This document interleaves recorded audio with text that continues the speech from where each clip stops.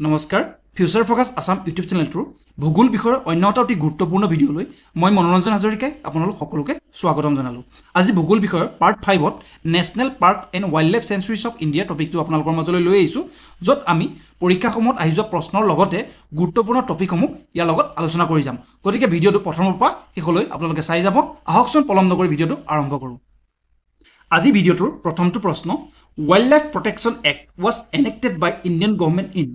বন্যপ্ৰাণী সুৰক্ষা আইন ভাৰত চৰকাৰে প্ৰণয়ন কৰিছিল। অপশ্যনসমূহ এনেধৰণৰ: option A 1952, option B 1972, option C 1958, option C 1973। অপশ্যনসমূহৰ ভিতৰত শুদ্ধ উত্তৰটো হ'ল অপশ্যন বি 1972, 1972। আহকচোন বন্যপ্ৰাণী সুৰক্ষা আইনৰ বিষয়ে অলপ ডিছকাছ কৰোঁ।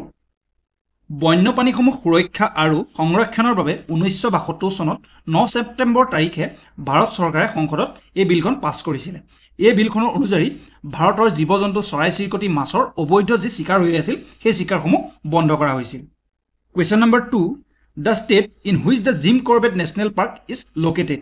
জিম কৰবেট ৰাষ্ট্ৰীয় উদ্যান ক'ত অৱস্থিত? অপশ্যনসমূহ এনেধৰণৰ: option A Rajasthan, option B U P, option C Gujarat, option D Uttarakhand. অপশ্যনসমূহৰ ভিতৰত শুদ্ধ উত্তৰটো হ'ল অপশ্যন ডি উত্তৰাখণ্ড। আহকচোন জিম কৰবেট নেশ্যনেল পাৰ্কৰ বিষয়ে অলপ ডিছকাছ কৰোঁ।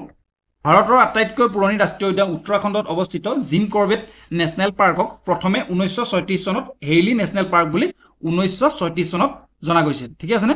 1936 চনত ইয়াক জনা গৈছিল হেইলি ৰাষ্ট্ৰীয় উদ্যান হিচাপে। তাৰপিছত 1954ত ইয়াক নামাকৰণ কৰা হৈছিলে কি বুলি?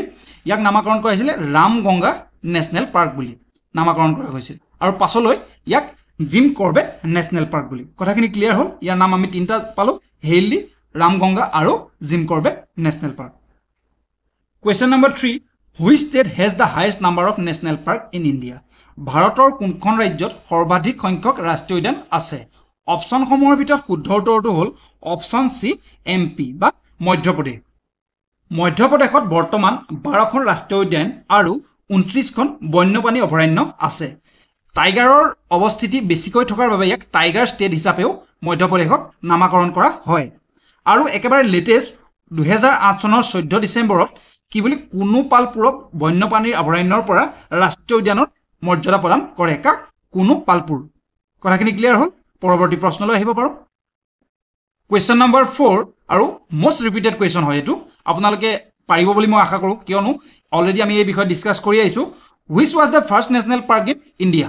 Valmiki national park, Simlipal national park, Hailey national park, Sundarban national park. আশা কৰোঁ উত্তৰটো মই কমেণ্ট ছেকশ্যনত পাম। মই আপোনালোকলৈ এই উত্তৰটো থলোঁ। আহকচোন পৰৱৰ্তী প্ৰশ্নলৈ যাওঁ। Question number 5, which state has the maximum Ramsar site in India. ভাৰতৰ কোনখন ৰাজ্যত সৰ্বাধিক ৰামছাৰ ছাইট আছে? অপশ্যনসমূহ এনেধৰণৰ: option A Tamil Nadu, option B Uttar Pradesh, option C Assam, option D Madhya Pradesh. অপশ্যনসমূহৰ ভিতৰত শুদ্ধ উত্তৰটো হ'ল অপশ্যন এ তামিলনাডু। তামিলনাডুত ভাৰতৰ ভিতৰত সকলোতকৈ বেছি ৰামছাৰ ছাইট আছে। তামিলনাডুৰ ৰাজধানী হৈ গ'ল চেন্নাই। ঠিক আছে? উত্তৰ প্ৰদেশৰ ৰাজধানী হৈ গ'ল লক্ষ্ণৌ, আছামৰ দিছপুৰ, মধ্যপ্ৰদেশৰ ৰাজধানী কি আপোনালোকে মোক কমেণ্ট ছেকশ্যনত জনাব। আহকচোন তামিলনাডুৰ ৰামছাৰ ছাইটৰ বিষয়ে অলপ ডিছকাছ কৰোঁ। 2024 চনৰ জানুৱাৰী মাহলৈকে ভাৰতত 82খন ৰামছাৰ ছাইট আছে। তাৰে তামিলনাডুত আছে 16খন, আৰু ফাৰ্ষ্ট পজিশ্যনত আছে তামিলনাডু, আৰু ছেকেণ্ড পজিশ্যনত আছে উত্তৰ প্ৰদেশ। এই ৰামছাৰ ছাইটনো কি? ৰামছাৰ ছাইট হৈছে ইৰাণৰ ৰামছাৰ যি জেগা আছে, সেই ৰামছাৰৰ জেগাত যি সন্মিলন হৈছিলে আৰ্দ্ৰভূমিবোৰৰ ৰক্ষণাবেক্ষণৰ বাবে, সেই জেগাসমূহ কি বুলি সেইকাৰণে অভিহিত কৰা হয়? ৰামছাৰ ছাইট হিচাপে অভিহিত কৰা হয়। আৰু এই স্বাক্ষৰ হৈছিলে সন্ধিখন কেতিয়া বা চুক্তিখন কেতিয়া? 1971 চনৰ 2 ফেব্ৰুৱাৰীত এই চুক্তিখন স্বাক্ষৰ হৈছিল, আৰু 1975 চনৰ 21 ডিচেম্বৰৰ পৰা ৰাষ্ট্ৰসমূহে ইয়াক অনুমোদন জনাইছিল। কথাখিনি ক্লিয়াৰ হ'ল? ৰামছাৰ ছাইট কি? ভাৰতত কিমান ৰামছাৰ ছাইট আছে? লগতে তামিলনাডু টোটেল ৰামছাৰ ছাইট 16 আৰু ইউপিত আছে 10খন। কথাখিনি ক্লিয়াৰ হ'ল? যদি পৰৱৰ্তী প্ৰশ্নলৈ যাওঁ। Question number 6, which is the smallest Ramsar site in India. ভাৰতৰ সকলোতকৈ সৰু ৰামছাৰ ছাইটটো কি? অপশ্যনসমূহৰ ভিতৰত শুদ্ধ উত্তৰটো হ'ল অপশ্যন ডি ৰেণুকা, হিমাচল প্ৰদেশ। হিমাচল প্ৰদেশত অৱস্থিত ৰেণুকা হৈ গ'ল সকলোতকৈ সৰু ৰামছাৰ ছাইট। চিল্কা ক'ত অৱস্থিত?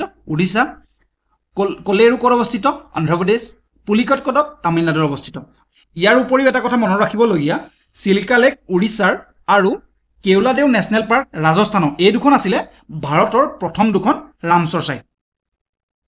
যদি আপোনালোকে এই ৰামচৰ ছাইটসমূহ মনত ৰখাত অসুবিধা পাইছে বা নেশ্যনেল পাৰ্কেই হওক বা ৱাইল্ড লাইফ চেঞ্চুৰী সেই নামসমূহ বা ই ক'ত কোনখন ষ্টেটত অৱস্থিত আপোনালোকে মনত ৰাখিবলৈ অসুবিধা পাইছে আপোনালোকে আমাক কমেণ্ট ছেকশ্যনত জনাব তেতিয়া আপোনালোকৰ মাজলৈ আমি ট্ৰিকেৰি কেনেধৰণে আমি সেইসমূহ মনত ৰাখিব পাৰি আপোনালোকৰ মাজলৈ লৈ আহিম এটা ভিডিঅ' গতিকে কমেণ্ট কৰিবলৈ নাপাহৰিব question number 7 which is the largest national park in India ভাৰতৰ আটাইতকৈ ডাঙৰ ৰাষ্ট্ৰীয় উদ্যানখন কোনখন অপশ্যনসমূহৰ ভিতৰত শুদ্ধ উত্তৰটো হ'ল অপশ্যন এ হেমিছ নেশ্যনেল পাৰ্ক আহকচোন এই বিষয়ে অলপ ডিছকাছ কৰোঁ 4400 স্কুৱেৰ কিলোমিটাৰে আৱৰি থকা হেমিছ ৰাষ্ট্ৰীয় উদ্যানৰ অৱস্থিতি হৈ গ'ল জম্মু কাশ্মীৰ তথা লাডাখ অঞ্চলত ই ভাৰতৰ সৰ্ববৃহৎ ৰাষ্ট্ৰীয় উদ্যান লগতে হিমালয়ৰ উত্তৰে থকা একমাত্ৰ ৰাষ্ট্ৰীয় উদ্যান যি বৰফৰ নাহৰ ফুটুকীয়া বাঘৰ বাবে পৃথিৱী বিখ্যাত question number 8 which is the first wildlife sanctuary of India ভাৰতৰ প্ৰথমখন বন্যপ্ৰাণী অভয়াৰণ্য কি অপশ্যনসমূহৰ ভিতৰত শুদ্ধ উত্তৰটো হ'ল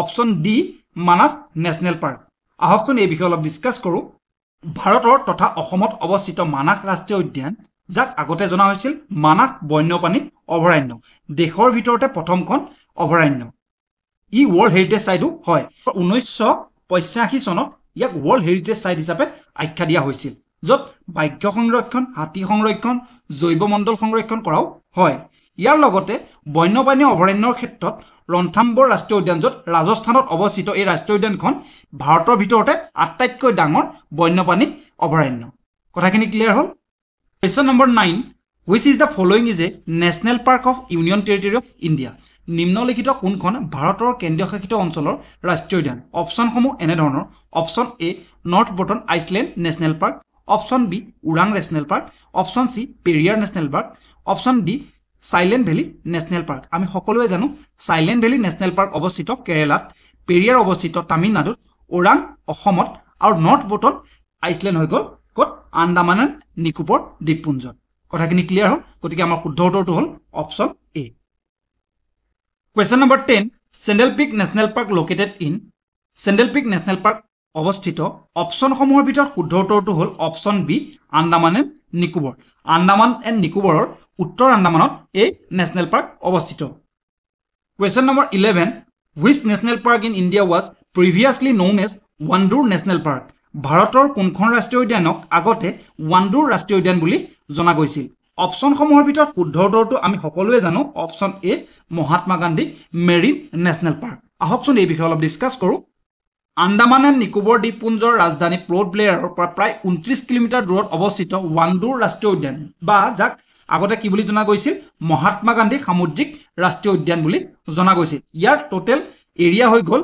281.5 বৰ্গ কিলোমিটাৰ কথাখিনি ক্লিয়াৰ হ'ল পৰৱৰ্তী প্ৰশ্নলৈ যাওঁ question number 12 the great Himalayan national park located in great Himalayan national park ক'ত অৱস্থিত অপশ্যনসমূহৰ ভিতৰত শুদ্ধ উত্তৰটো হ'ল অপশ্যন এ হিমাচল প্ৰদেশ আৰু এই হিমাচল প্ৰদেশৰ ৰাজধানী হৈ গ'ল Shimla question number 13 Ranthambore national park is famous for which animal species primarily Ranthambore ৰাষ্ট্ৰীয় উদ্যান মুখ্যতঃ কোনটো প্ৰাণীৰ প্ৰজাতিৰ বাবে বিখ্যাত অপশ্যনসমূহৰ ভিতৰত শুদ্ধ উত্তৰটো হ'ল অপশ্যন এ টাইগাৰ্ছ ৰন্থম্বৰ ক'ত অৱস্থিত ৰাজস্থানত অৱস্থিত আহকচোন এই বিষয়ে অলপ ডিছকাছ কৰোঁ ৰাজস্থানত অৱস্থিত ৰন্থম্বৰ ৰাষ্ট্ৰীয় উদ্যান 392 স্কুৱেৰ কিলোমিটাৰ এৰিয়া কভাৰ কৰি আছে আৰু মুখ্যতঃ ই বাঘৰ বাবে বিখ্যাত পৰ্যটকসকলে দিনৰ ভাগতো ইয়াৰ বাঘসমূহ সহজে দেখা পায় question number 14 Gir national park is famous for which animal species primarily Gir ৰাষ্ট্ৰীয় উদ্যান মুখ্যতঃ কোন প্ৰকাৰৰ প্ৰজাতিৰ প্ৰাণীৰ বাবে বিখ্যাত অপশ্যনসমূহৰ ভিতৰত শুদ্ধ উত্তৰটো হ'ল লায়ন আৰু এইটো মষ্ট ৰিপিটেড কুৱেশ্যন হয় question number 15 Kanha national park is known for its conservation effort related to which animal species Kanha ৰাষ্ট্ৰীয় উদ্যান কোন প্ৰাণীৰ প্ৰজাতিৰ সৈতে সম্পৰ্কিত সংৰক্ষণ প্ৰচেষ্টাৰ বাবে জনাজাত অপশ্যনসমূহৰ ভিতৰত শুদ্ধ উত্তৰটো হ'ল অপশ্যন এ টাইগাৰ আৰু এই কানহা নেশ্যনেল পাৰ্ক অৱস্থিত MP বা মধ্যপ্ৰদেশত ইয়াৰ আগত আমি ডিছকাছ কৰি আহিছিলোঁ গিৰ নেশ্যনেল পাৰ্কৰ অৱস্থিতি হৈ গ'ল গুজৰাটত আপোনালোকে যদি নেশ্যনেল পাৰ্কসমূহ এতিয়াও মই কৈছোঁ আপোনালোকে মনত ৰখাত অসুবিধা পাইছে তেনেহ'লে আমাৰ কমেণ্ট ছেকশ্যনত জনাব আপোনালোকৰ মাজলৈ আমি ট্ৰিক লৈ আহিম ট্ৰিকৰ এটা ভিডিঅ' লৈ আহিম আপোনালোকে ইজিলি এই কথাখিনি মনত ৰাখিব পাৰিব question number 16 where is Gulf of Mannar marine national park in India অপশ্যনসমূহৰ ভিতৰত শুদ্ধ উত্তৰটো হ'ল অপশ্যন বি তামিলনাডুত Gulf of Mannar national park অৱস্থিত আপোনালোকে শ্লাইডত দেখিবলৈ পাইছে এয়া Gulf of Mannar question number 17 in which state is the Madhav national park located অপশ্যনসমূহৰ ভিতৰত শুদ্ধ উত্তৰটো হ'ল অপশ্যন এ MP বা মধ্যপ্ৰদেশ কুৱেশ্যন নম্বৰ 18 আৰু এই ভিডিঅ'টোৰ অন্তিমটো প্ৰশ্ন Mount Abu wildlife sanctuary located in অপশ্যনসমূহ এনেধৰণৰ option A Rajasthan option B Gujarat option C Madhya Pradesh option C Maharashtra ইয়াৰ শুদ্ধ উত্তৰটো আপোনালোকে আমাক জনাব কমেণ্ট ছেকশ্যনত ইয়াৰ উত্তৰ মই পাম বুলি আশা ৰাখিলোঁ কিয়নো এই কুৱেশ্যনটো বহুত ৰিপিটেড হয় আপোনালোকে ইয়াৰ উত্তৰ জনাটো অতি দৰকাৰ আপোনালোকে ইয়াৰ উত্তৰটো কমেণ্ট ছেকশ্যনত অতি সোনকালে জনাব বুলি আশা ৰাখিলোঁ যদি আপোনালোকে আমাৰ ভিডিঅ'সমূহ চাই ভাল পাইছে তেনেহ'লে আমাৰ ভিডিঅ'সমূহ লাইক সাবস্ক্ৰাইব আৰু শ্বেয়াৰ কৰিবলৈ নাপাহৰিব লগতে কোনোবা বন্ধু বান্ধৱীয়ে যদি প্ৰতিযোগিতামূলক পৰীক্ষাৰ বাবে নিজকে প্ৰস্তুত কৰাই আছে তেখেতলোকৰ লগত আমাৰ ভিডিঅ'সমূহ শ্বেয়াৰ কৰিবলৈ নাপাহৰিব গতিকে আজিলৈ বিদায় মাগিলোঁ জয় হিন্দ